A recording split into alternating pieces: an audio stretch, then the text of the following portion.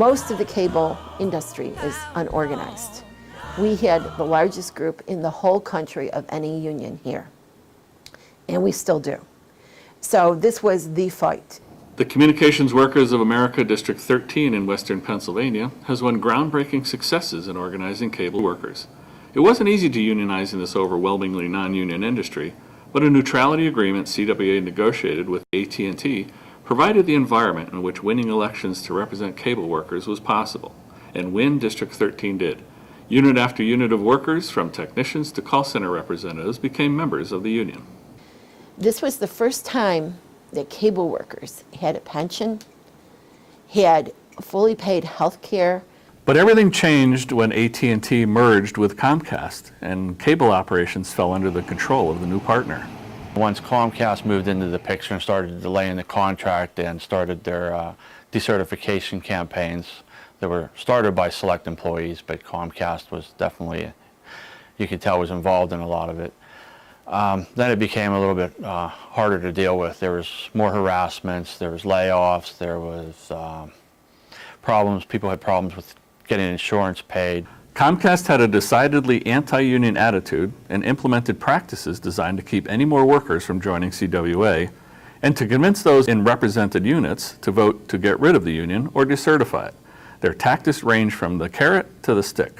They raffled off a Harley Davidson, a Ford Mustang, free days off, all kinds of stuff to show that the company was a good company to work for and you didn't need a union to represent you. I value Comcast. I value some of the management. I think there's some great management here.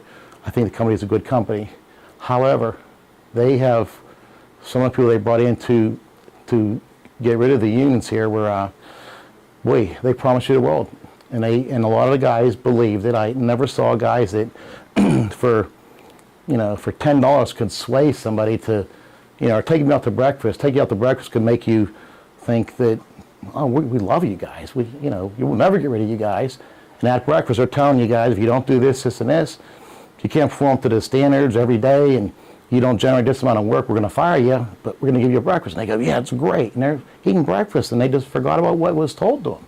In case you missed the union busting show at work that day, you could go home and you could tune it on for your family and your friends to watch. This ran for 24/7, day and night, 7 days a week. So they sent the message home to your family. Then your immediate family would ask, because there was people getting fired, people getting laid off. You'd come home and they'd be watching it and they'd say, you still have a job. Comcast succeeded in reducing the ranks of union members in its Pennsylvania operations through instigating decertification elections and layoffs. We had 3 decertification attempts on us over the 5.5 years, and each time it took a toll on a lot of people. They were just wondering, how long is this going to go on? What legal rights do they have to keep this going on? And still, many members stuck with the union, constituting the largest organized group of cable workers in the country. In bargaining the first contracts with Comcast, we went through 5 years and 12 lawyers and 4 decert elections in the Corliss unit, 5 decert elections in the South Hills unit. So you would think that we'd be spitting at each other on the street, basically.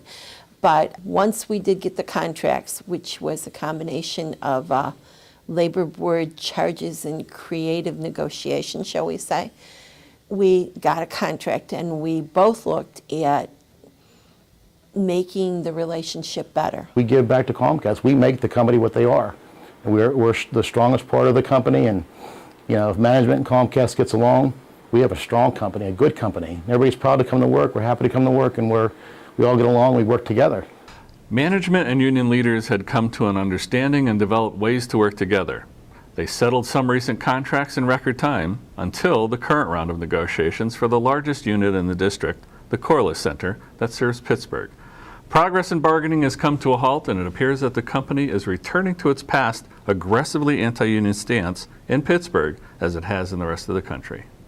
Right now, the only workers in all of Western Pennsylvania, which I'm going to guess is about 5,000 Comcast workers, the only workers that have not gotten a raise or a bonus this year are the workers at Corliss.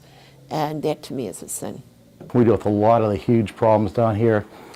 and we generate a lot of money for Comcast. And they're saying there's no money and the budgets, the times are bad, economics are bad, and we agree. We agree times are bad in certain markets. Banking, the housing industry, things are tough. Cable, not tough. Internet services in the world today, not a pretty big market. The stocks were released and they're 50 points above what, were this time last year. And they said, well, it's not really the true numbers. And they talk out of both sides of their mouth. Certainly, a company and a union is going to differ on what you want for the workforce. But it shouldn't have to be this bad of a fight all the time. Comcast practices have made it a prime example in arguing that U.S. labor law is fundamentally broken and that American workers need the changes embodied in the Employee Free Choice Act. In fact, John Pizzana, a Pittsburgh CWA member working for Comcast, has literally become a poster child on a billboard promoting the bill.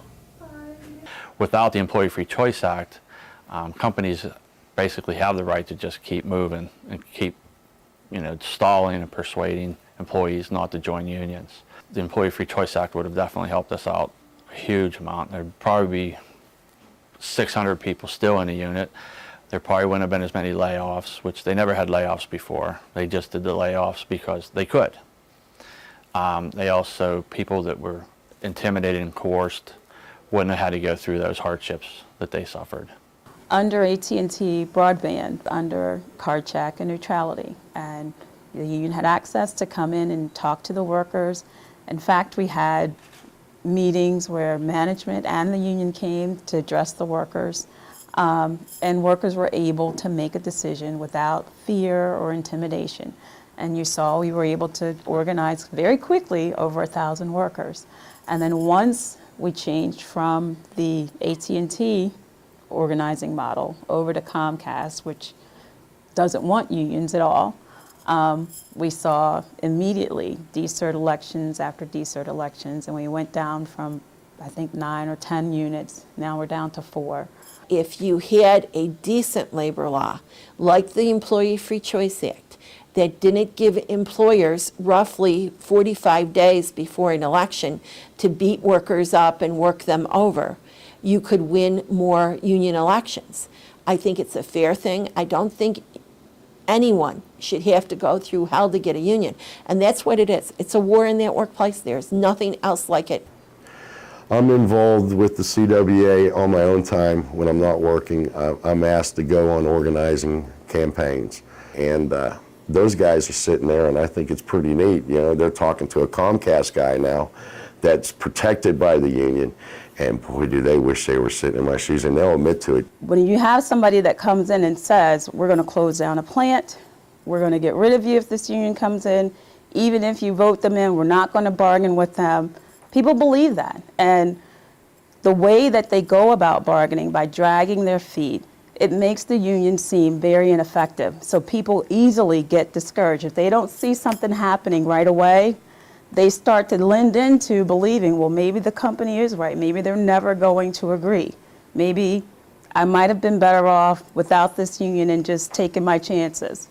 But we've been able to show our people that if you stick together, you can outlast them one day longer. If you can do that, the benefits far outweigh just giving your whole entire life over to a company and letting them make the decisions of what's going to happen to you and your family. I hear you ask today, how long will it take? I hear you ask today,